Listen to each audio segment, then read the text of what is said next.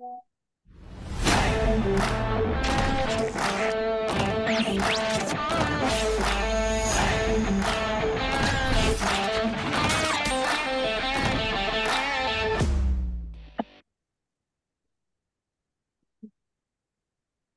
sorry. Moment. She got so excited about seeing so many friendly faces.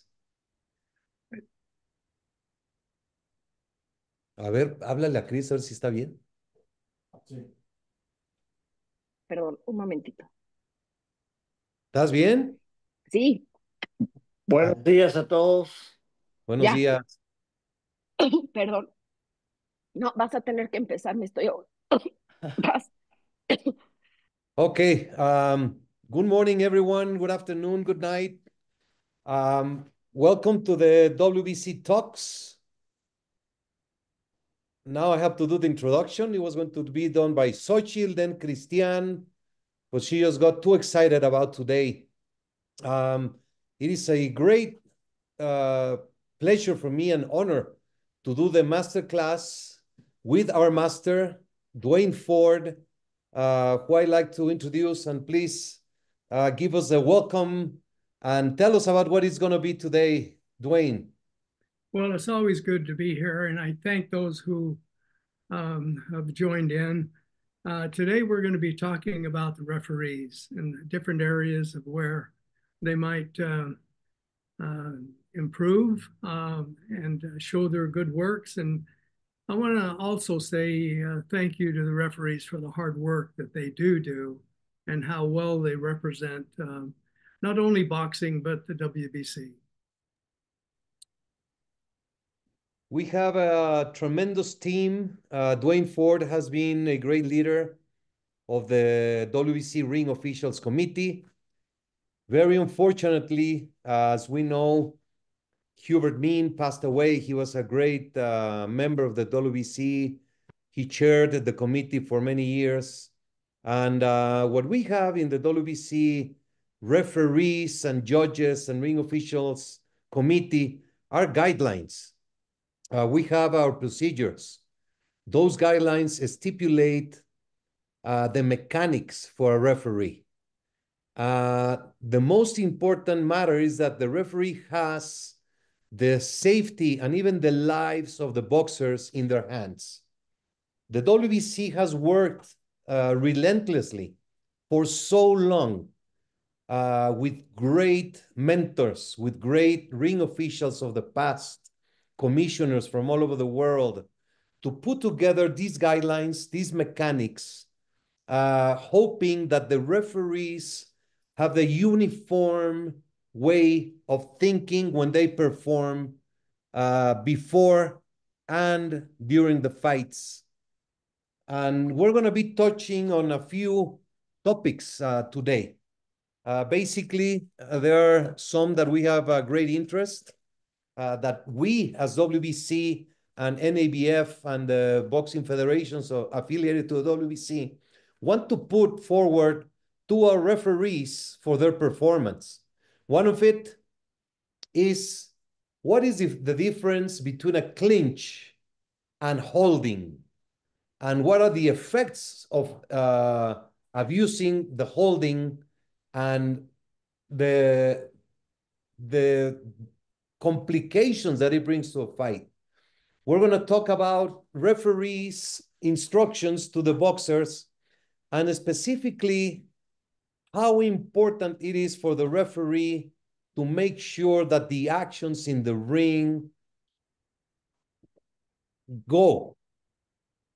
You have to tell the boxers to engage, to fight. Boxing fans and TV audience are waiting for fights, not for dancing lessons. And we're going to also talk about the mechanics for knockdowns, among other few matters. I would like to thank the WBC University and the staff. They're doing a tremendous job. We have the weekly WBC Talks and the monthly Masterclass by Duane Ford and invited guests. So before we begin, I would like to welcome all of you from Panama, from Australia, England, Germany, several states in the United States, Mexico. We have some others that don't show, but I can see that we have the world united in this masterclass, and I'm sure we're going to be sharing and learning from each other. So Africa, very good. So Duane, can you please elaborate on clinch and hold? What is the difference? Well, to me, a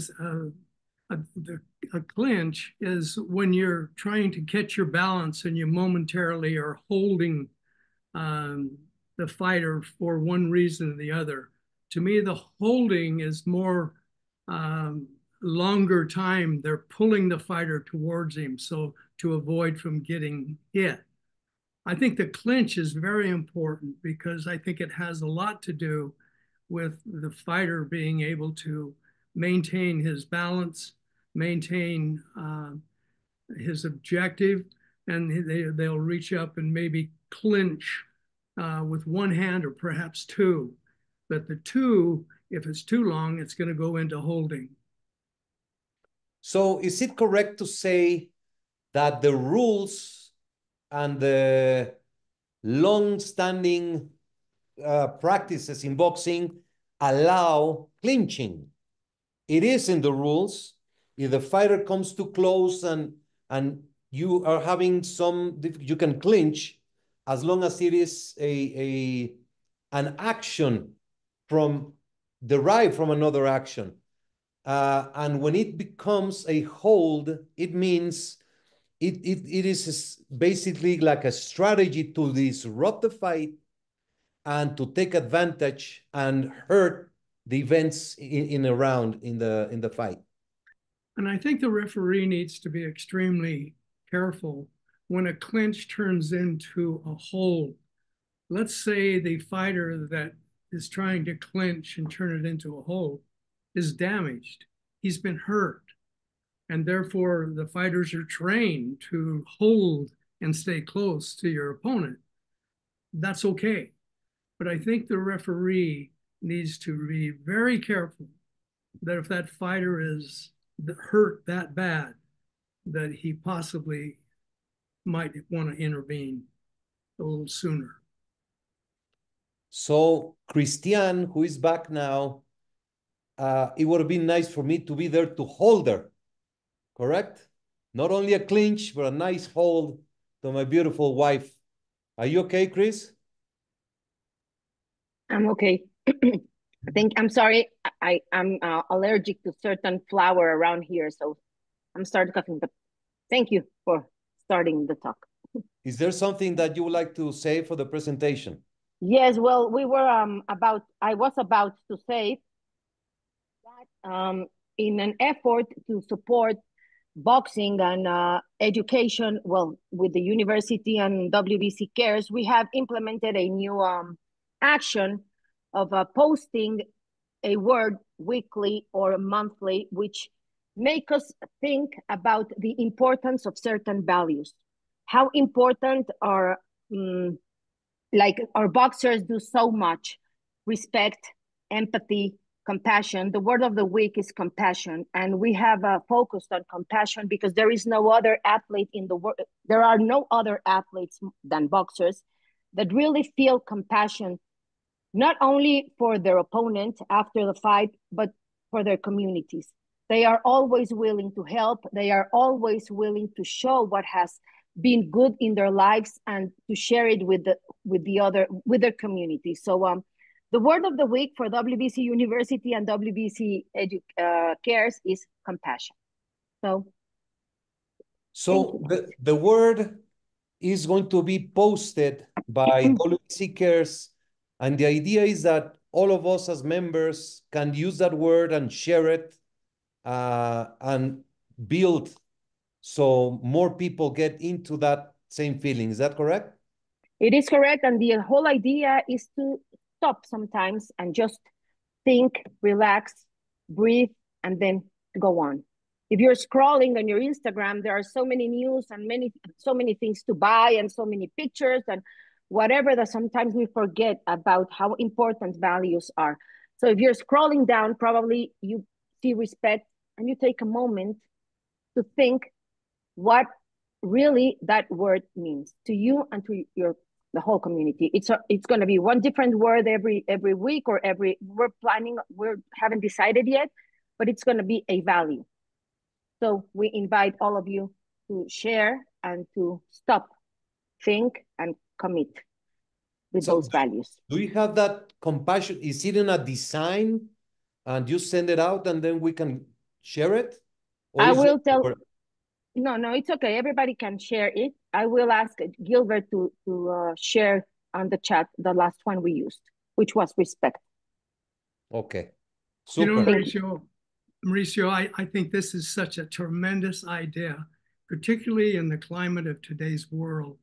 And I think compassion to lead off with this is just, it's overwhelming to me that the WBC family is so different than other clubs, sanctioning bodies, or whatever. But I just praise Christiane for coming out with this. I just can't say enough about the word compassion. We're peacemakers, and particularly as things are today, rather than be sharp with a friend, we're more compassionate. Maybe we need to show to be a peacemaker. The things that's happened in the United States, boy, we need compassion. And I just thank you for bringing this subject into our discussions today. Thank you, Dane. Thank you. Does anybody would like to say something about compassion? Anyone wants to put out something from the chest? Why not? Yes, Phil. I think it's a perfect word to have for today's talks. One of the most important tools and strengths that a referee needs in any fight is compassion. Bravo. That's it. Yes. You hit it right in the nail. Okay, so with full compassion, we're gonna continue the WBC Masterclass. So what we see, what happens when a fighter is continuously holding his opponent? The fight gets disrupted, the actions get complicated, and if a referee allows this fighter to use such technique, and action for his advantage, he's doing a disservice to the other boxer, to the fight, and to boxing in general. I would like to hear from anyone of the referees. What is it that you think about the clinch and the holding? Do you have any opinions, anything that you need to tell us, show us, teach us, or clarify for your own? Frank. Well, first of all, I want to differentiate between women's boxing and men's boxing on the discussion of clinching and holding. And I've been watching a lot of the women's bouts, and many of the referees will handle the situation as if they're refereeing men. And they don't take into consideration that the rounds are only 2 minutes. So I believe that in women's boxing, the referee has to move in a lot faster than what they're doing now. Because I just watched a round where there were 6 clinches in a round, and it took the referee 6 to 8 seconds to separate the boxers or to move in. So when you add that up, that's 48 seconds in a 2-minute round. So he almost took half the round away from the boxers. So I'd like to see the boxers or the referees moving in a lot faster than they have been in women's boxing. That's number one point I wanted to bring up. Frank, can you share with us later? Just send me which fight it was or which round. It would be a great action that we can. Okay, and then on the clinch, I think referees, maybe they should go to the gym and take a boxing lesson from some of the really good trainers to find out why a boxer will use a clinch. And a clinch is a defensive move. It's when a boxer puts his head over another boxer, that's to prevent him from getting headbutted. So that's a clinch. A boxer will use a clinch to avoid punches or to avoid a counter punch. And he'll also use it to position himself so that he can stop the other boxer and then move into position. Now, again, as you pointed out, Mauricio, when does it become a hold? And in most cases, it becomes a hold when the boxer refuses or does not let go. And then it becomes holding, and then it becomes stalling. Oh, one last thing. And I've noticed this a lot too. The referees many times are penalizing the person who's being held, mistaking that he's the person that is doing the holding. And referees need to practice on this a lot because they're, like I said, they're going after the wrong guy. Those are the points I wanted to make. Anyone else who wishes to make any comment regarding holding or clinching? Stephen Blair. Well, what I've seen a lot of times when I'm a referee is that when I have the boxers getting ready to go in and clinch and they're starting to get to where they can hold and they're starting to bring their arms in, I always tell them, hey, your hands are free, work your way out. And many times I do that in pre-fight instructions. I tell them, if I'm going to tell you this, I need you to obey my commands. And you know what? It's been working. And that's one of the things that's in pre-fight, instructions. You let them know that, hey, there ain't going to be no clinching, there ain't going to be no holding, because when you clinch, it also causes a way for headbutts, like what Frank was saying. And if you jump on it right away and tell them, hey, your hands are free, work your way out, then you get them separated. You don't even have to go in, just boom. That's what I do. So the instructions before the fight, either at the dressing room or in the ring, that's another opportunity to remind that you don't want holding and clinching, correct? Yes, that's the number one time. That's when you got to address it. And then let them know that you're firm about what you're doing. And then you don't have no issues during the fight. Super. Phil.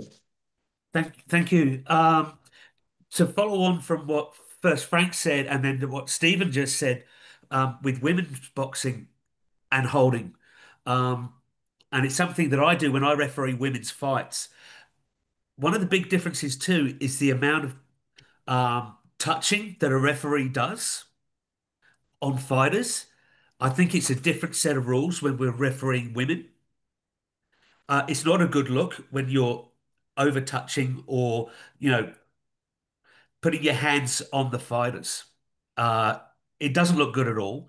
And what I've generally done now and what works is in the dressing rooms, I will actually say to them, I don't want to be touching you. So when I call break, you step back because you don't want me touching you either. And that seems to work. We have seen, very good point. We have seen throughout the years, some referees have styles. I remember a referee that would go and punch very hard the back of the fighter or the gloves of the fighter, very, very hard. I don't remember if Mills Lane was very tough on hitting the gloves, but I have in my image, I don't remember which referee, but he was very physically, which is not good also. So what is the first step when there's a fight and there's a clinch that eventually becomes hold? Is the instruction, verbal instruction. It's break. Break. No slapping gloves. Never. No slapping gloves, no slapping backs, no slapping anything. Break. If they don't pay attention, then you intervene and physically put them apart, and then you have to make warnings. Is that accurate, Duane? You know, I think these are good comments. I think you mentioned it earlier when you said referees, some have styles. And sometimes the thinking of the referee's style becomes very narcissistic, where the referee is thinking more about himself. How good do I look in the ring? I got to move and I got to do something. I got to slap that hand to show my authority. And I think that it's sad. I don't think we need to touch them unless you have to go in and break and separate them, and that. But I think that I can take a subject a little bit here and talk about a referee's preparation and who they really are in the ring. And who you really are in the ring is you're a safety director. You're there to make sure that both fighters are safe. But some referees carry a swagger in the ring as though they think people are buying tickets to see them. Now, this sounds a little bit harsh, but I really think that the referees need to come back to some basics. And those basics are you're there to referee and keep both fighters safe. You don't have to have flashy shoes that glisten. You don't have to have flashiness in your swagger. You need to be humble, and you need to act like you're the peacemaker in the ring and you're treating both fighters fair. I don't know if that's on point, but I think it is on point, because once you start slapping, you obviously want to be seen. Or once you start shouting, you want to be heard. Or once you do anything unusual, it's for your own self that I'm being seen here. You mentioned Mills Lane, Maricio. He did slap, but he'd always ask me after a fight, how'd I do? And I would say, Mills, I didn't see you. And he'd give me a big hug, because that was a real important thing, that he didn't really want to be seen. Mills was from the old school of fighting. And but the important thing is I think if a referee can just, it's not about you. You're not the one that people are sitting there wanting to see. You're the authority, and you need to act like you're the authority. It was Carlos Padilla, the one that used to slap very hard the Carlos, fighter. yes. Yeah. Okay. So, yes, Mark Lyson, please.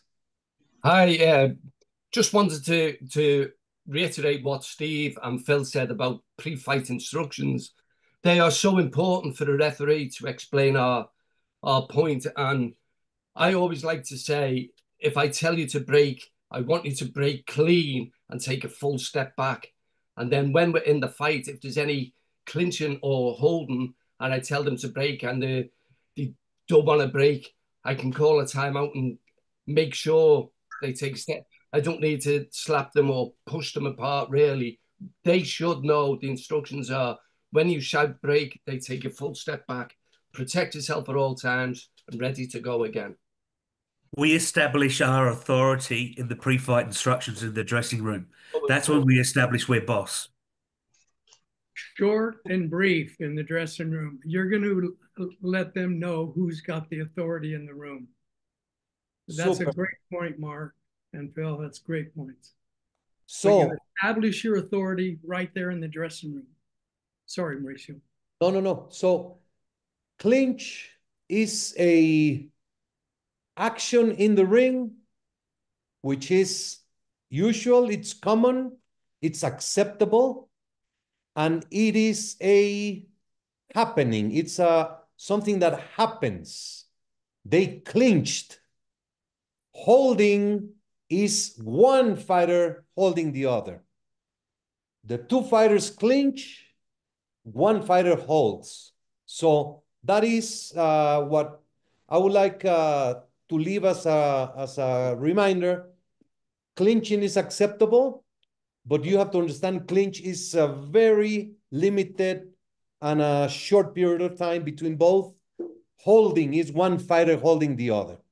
So if you don't have any other comments about holding and clinching, we go to the next topic, which is how we need to understand the importance of the referee to control the actions in the ring.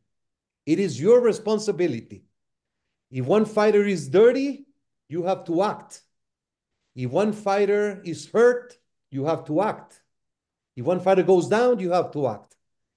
If one fighter or both fighters are avoiding action, you have to act. For some reason, some ring officials, some referees believe that they cannot tell the fighters to engage. One time I told a referee, it was a horrible fight. And I told him, you should have called timeout and instructed them to box. And he said, I cannot coach fighters. So maybe some of you have that feeling or that training. When the referee instructs anything to the fighters, he's not coaching them. It is boxing means fighting. And what we need to make sure as referees is that the fighters who get into the ring, get in there to fight. There is defensive styles, there is ring generalship, there's classy, beautiful boxing that do have a style, but they land punches. Whether they go forward, backward, or sideways, they land punches. That is not what I am referring this time. I'm talking about those fighters who simply do not engage and do not allow the fight to happen. Duane, can you take from there? I was thinking of another item there, but no, I agree with everything you just said, Maricio, and I'm not sure I can elaborate any further because it was said well. But I think that a referee, if you're hearing the crowd boo, something's happening that you need to fix. And that's a signal for you. And that's what Mauricio's saying.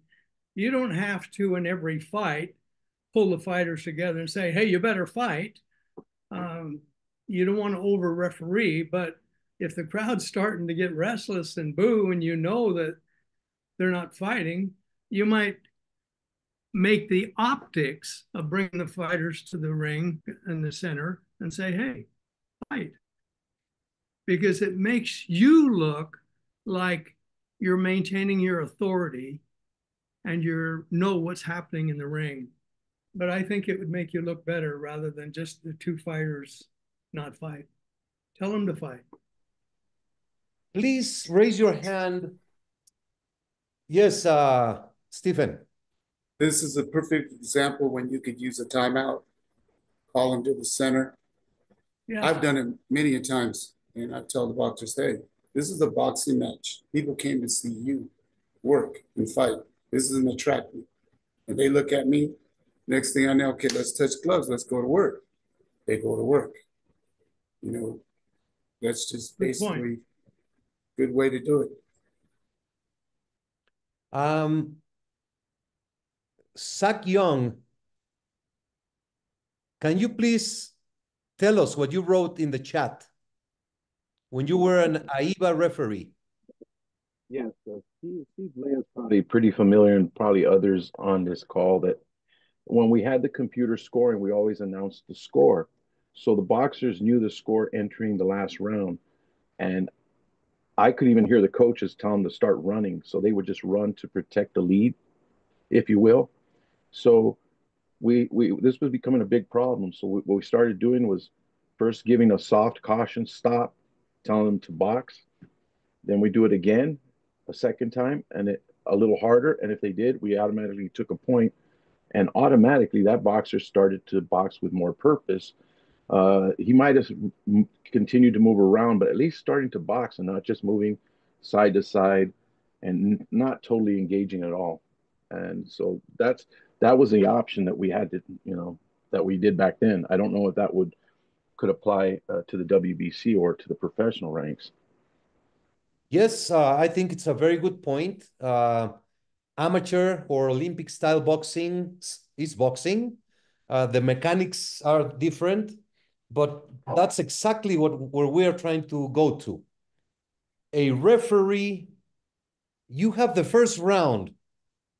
You can allow the first round to be the very well-known study round.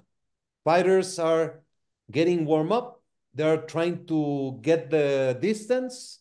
They're trying to assess the opponent and start the tactics. So we have seen many times the first and second round could be slow. Couple of jabs, couple of combinations, and that's it. But if you see that by the second round, third round, they still doing the same, you better start acting. Please raise your hand, anyone who has ever seen a Muay Thai fight, WBC Muay Thai fight. Okay. If you see in Muay Thai, there is no stop. When fighters, they are engaged and they start not throwing punches, the referee goes like this. That's a signal in Muay Thai. Like this. It's like box. And they have to box. And if they don't, he goes like this again. If not, he stops them. And I remember that's Muay Thai. That's the mechanics for a referee in Muay Thai.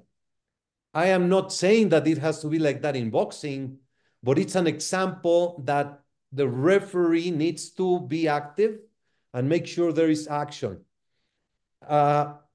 I am sure some of you or all of you have been in arenas or in fights where the fighters have been put out of the ring. I have seen referees stop the fight, suspend it, and they get out of the ring, and they simply get booted out of the ring because they did not fight. And that's what used to be called a no contest. That's a reality term for no contest, that they didn't fight. Any comments? Anyone wishes to add to this? Mark Lyson. I think another thing that we can do as referees, I've had it where a boxer may be fighting a prospect and he just wants to run, and we can call a timeout, tell him he has to work.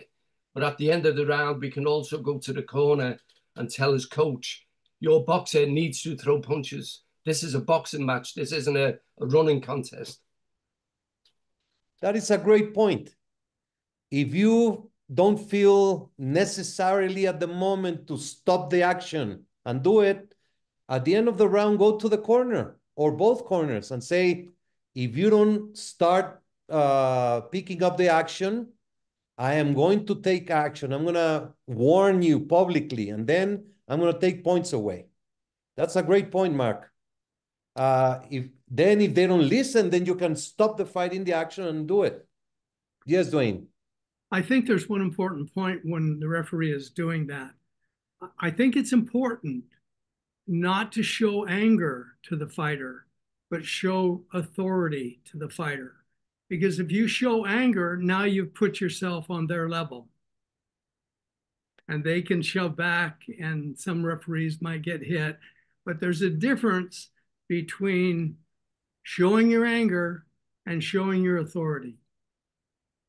That's a great point, because a fighter who is engaging is very emotional.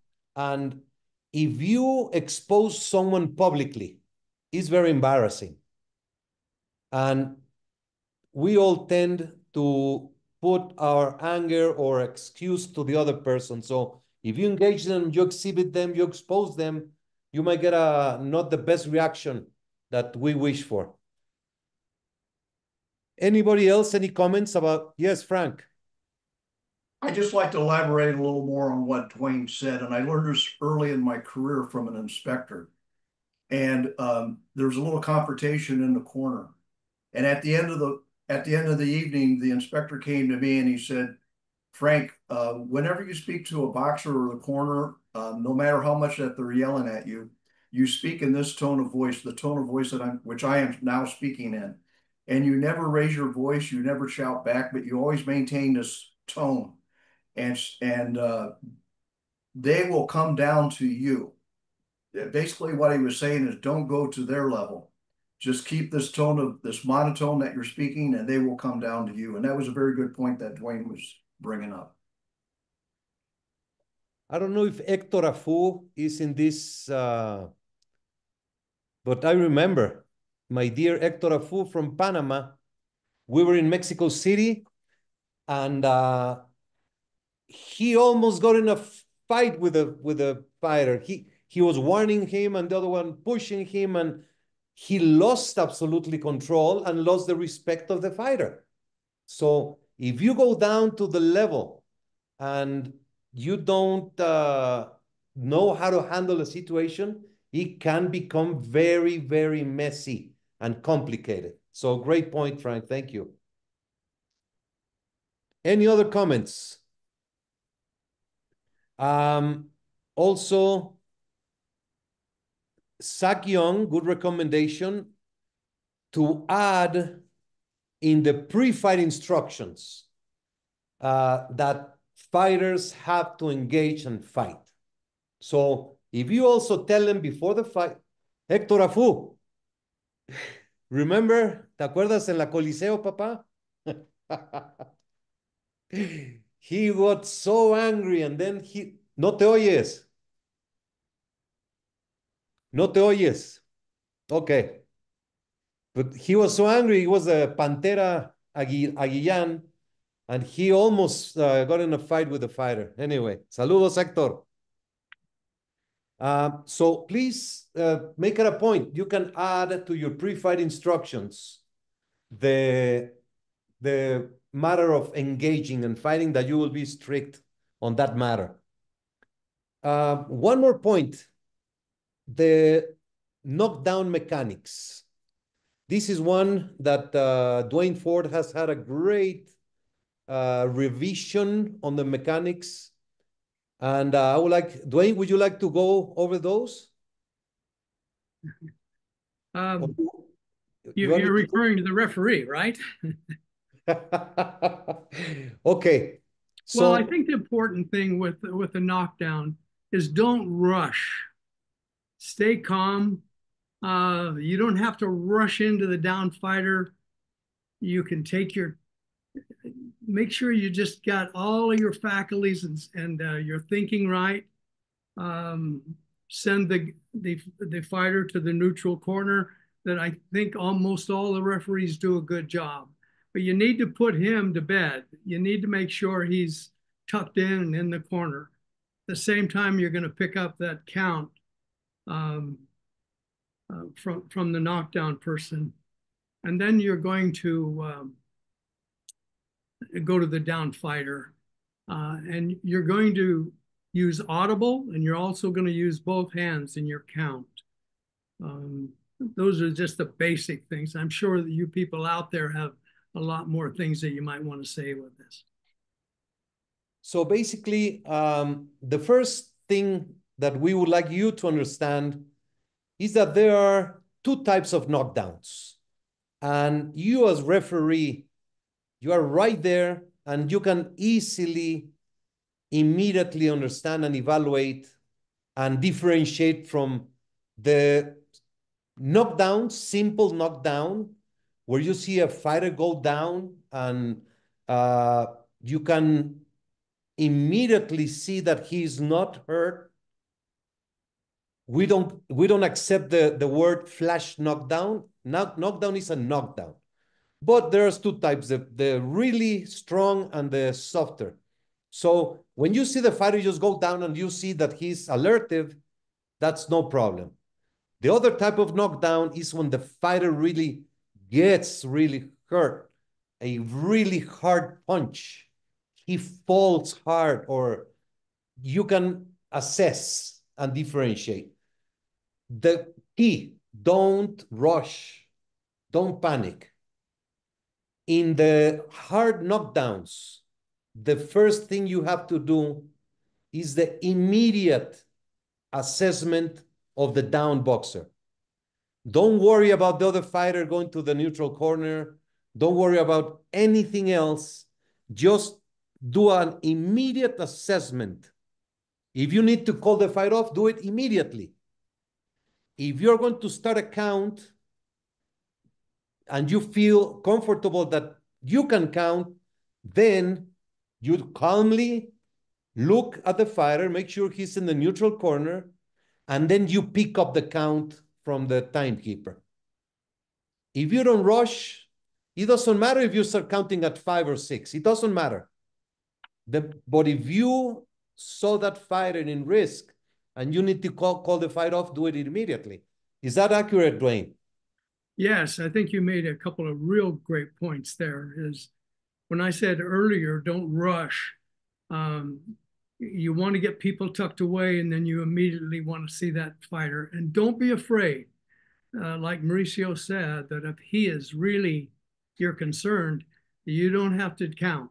You can bring the medical people in immediately, because that's your concern. I think there's another point that I'd like to suggest is if the fighter gets up and you give him the count and he's on his feet, it's important for you to not stay too close to the fighter, but be a little bit back away from him, and give him, I love how California has jumped into this, and they use the pointing in different directions and have him walk towards him. That's selling your call. And also, it's given the referee a chance to see if this guy still has any effects neurologically from that. But I think that's important, is your assessment of bringing him to you. But you have to separate some distance there so that he can walk in your direction or whatever direction you point. Any comments about the mechanics of knockdowns? Frank Garza. Well, first of all, I'd like to say that I'm retired, so this is just my opinion. But I go back to the old school, and I have some comments I'd like to make. Don't take, I see referees that take the knockout away from a boxer by the way that they count. I think that I have a couple notes written here. First of all, let's define the knockout or a knockdown. You know, when any part of the body touches the canvas, as long as it was caused by a legal blow, we all know that rule. But the other part of the rule that's overlooked is that the boxer must be able to continue before the referee reaches the count of 10. And that means that when you give the count, it's 8, 9, and then out. Not 8, 9, 10, then out. Because that's an 11 count. Yes, in your mechanics, don't rush. When the boxer goes down, send the other boxer to the neutral corner. Pick up the count from the timekeeper. This is called teamwork. You have a team, and sometimes referees forget that the timekeeper is part of their team. So pick up the count from the referee. Make your count clear, both as Duane said, both with your hands and also with your voice to the boxer who's down. Don't evaluate your fighter from the moment that he goes down. And when you reach the count of 8, you have to know, am I still going to continue counting, or am I going to let the bout continue? I think that's something that a referee should have in his mind. I don't think that they should have in their mind that when I reach the count of 8, I'm going to say, okay, come here, let me see how you are. They should already know how they are when they're at the count of 8, not after 8. Those are just a couple points I wanted to make.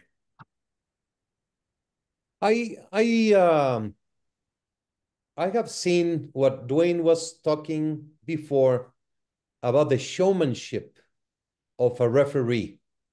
And knockdowns is a great opportunity to be the movie star and get all the attention. As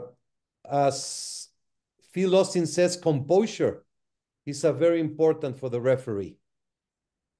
Please don't overdo it. You're just doing your job, you're counting. And when the fighter gets up, we see the referee go like this, then go like this, and then it takes like 20 seconds in many of these occasions. And that's taking a knockout opportunity away. That's also not correct. Your duty is to evaluate the fighter to make sure he can continue, not to give him an opportunity to continue. You have to evaluate the fighter.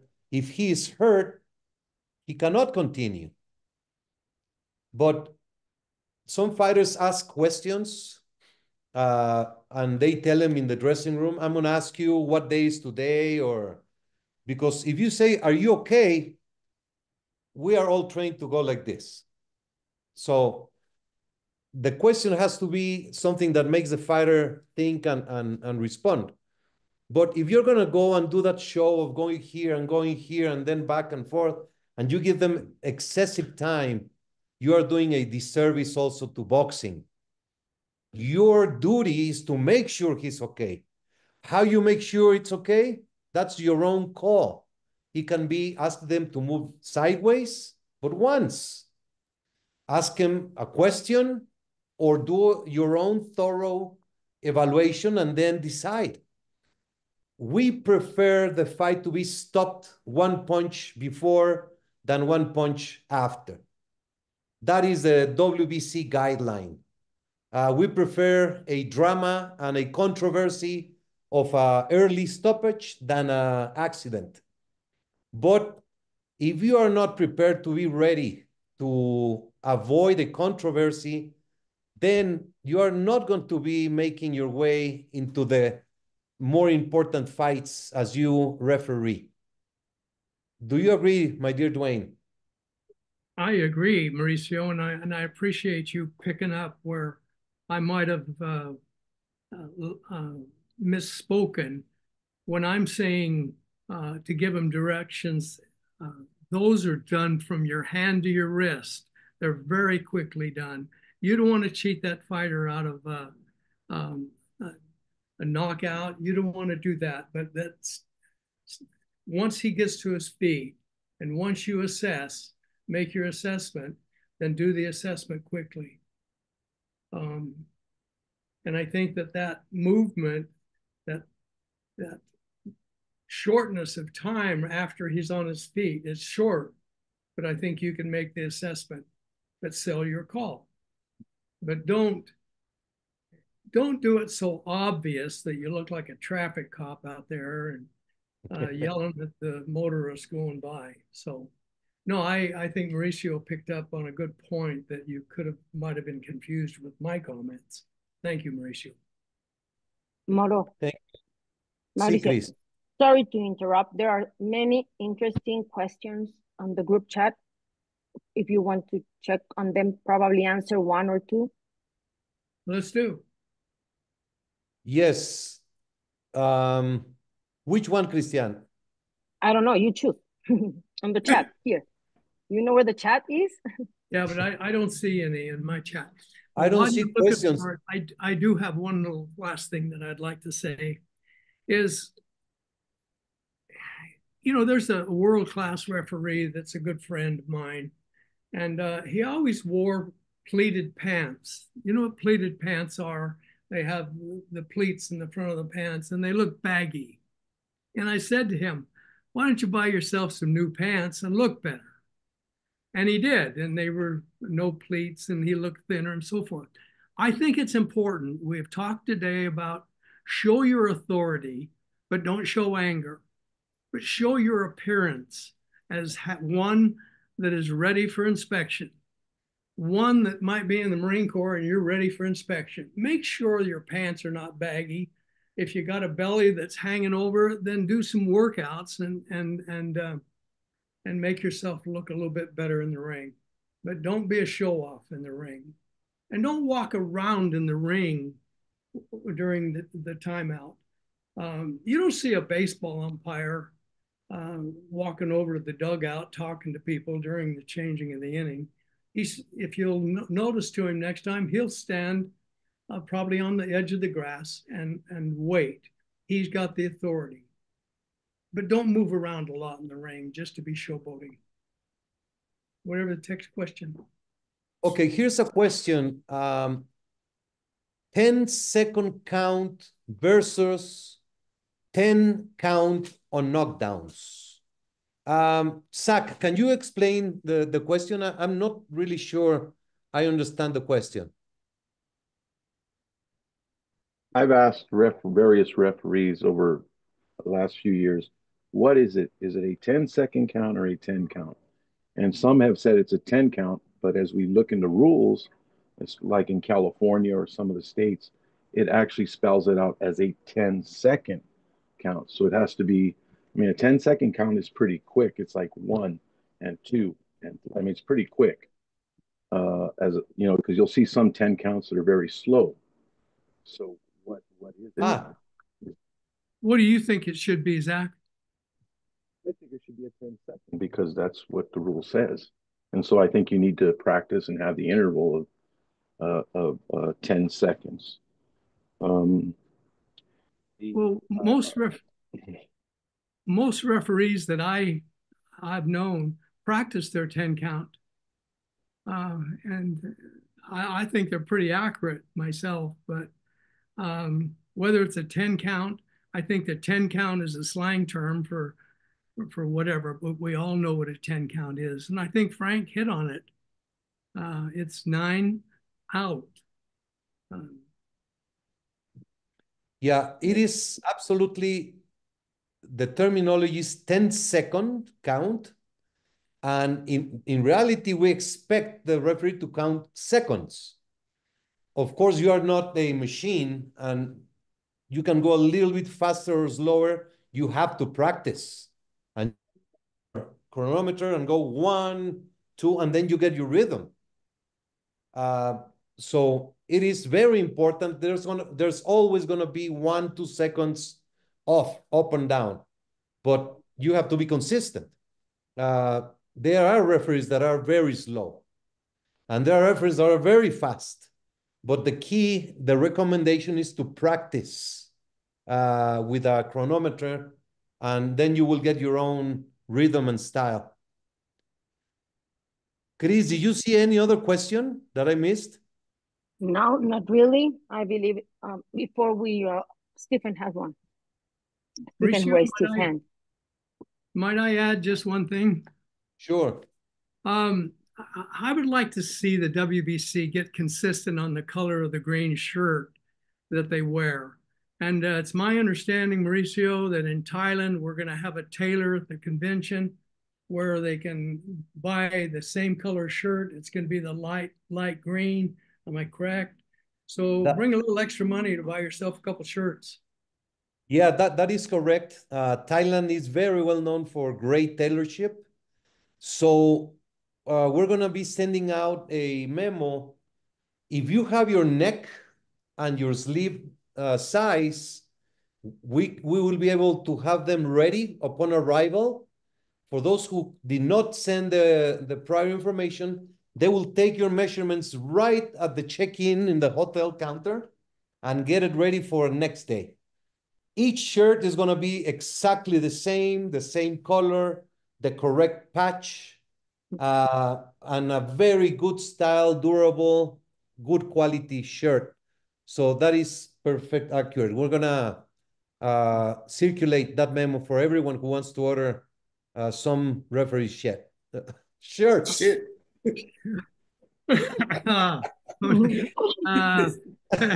That's a different language. They say that in Thailand for sure.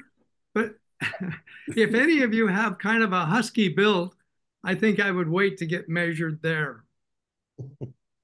Yeah. Have it the next day. That would be. I don't like that green, Frank. That's not the green. Okay, Mauricio. So before we end this, anything else you would like to add, Mauricio or Duane or anyone else? No, I just thank everybody for being here and listening and participating. Our appreciation to each one of you taking time on a Wednesday to be with us. God bless you. See you as soon as possible somewhere in the world. And let's keep that compassion in our daily actions.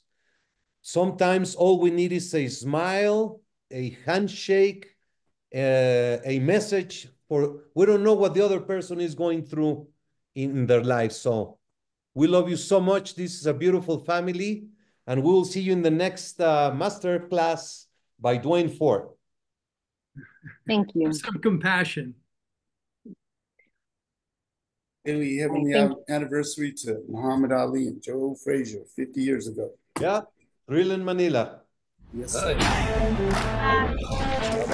Bye. Bye.